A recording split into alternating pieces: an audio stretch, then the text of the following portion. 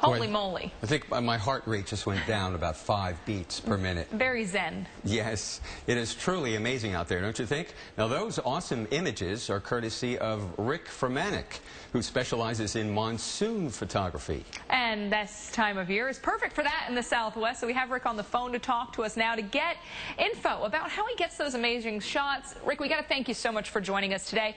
Everyone loves to take pictures, even better when it's a great one. So how important is the weather when you're searching for any shots when you shoot?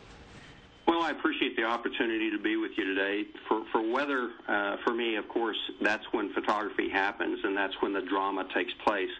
As you know, we have a lot of blue skies and sunshine out here, and so, you know, understandably, we get very excited when weather begins to happen, and so it's critical. Atmosphere with light is for me, what will make it for an image.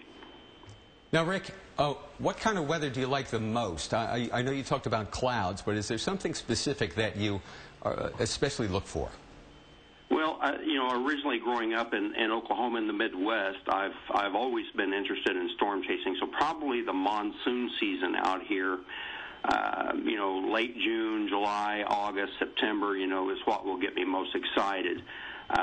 You know, and I'm searching for the intense storm that will have the huge thunderheads and hopefully produce lightning. And also I try to set up for rainbows and things like that. Well, Rick Furmanek, you have made our day just a little more pleasant by sharing some of this beauty with us. Thanks so much for that. And, you know, we're going to one-up it because we've got a very special top 5. Rick is going to stick around. We're going to count down his 5 favorite photos right now. Why Wonderful. not? That's Rick, high-five worthy. High five to you, baby. Yeah, that's right. Number 5 is where we start. It's a haboob from July of this year. Front range of the Superstition Mountains, Arizona is where we have the setting. And look at that. Awesome. I walked up Superstition Mountain one time. Did you? Yes. Did it look like this? It didn't look like that, no. That is some good stuff. Rick, that's awesome to see that dust storm around Superstition Mountain. I appreciate it. It was a fast-moving storm, and I was fortunate to be in that place to get the shot. Good stuff. All right, we got number 4. This is One Glorious Moment from July of 2008, also in the Superstition Wilderness in Arizona. And we're looking at just all the vivid colors, Rick. Really beautiful. This is like, what, 30, 40 miles east of Phoenix, right? Am I right? That's correct. This is in the eastern part of the Superstitions, and this is just one of those rare moments where you just scramble because the light is changing so dramatically. Crepuscular rays. Number 3. Now let the show begin in August of this year. Peralta Trail in the Superstition Mountains.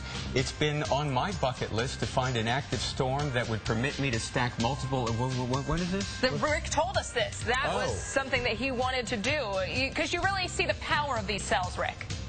Right. Yeah. You can actually hone in on the intensity of a storm and.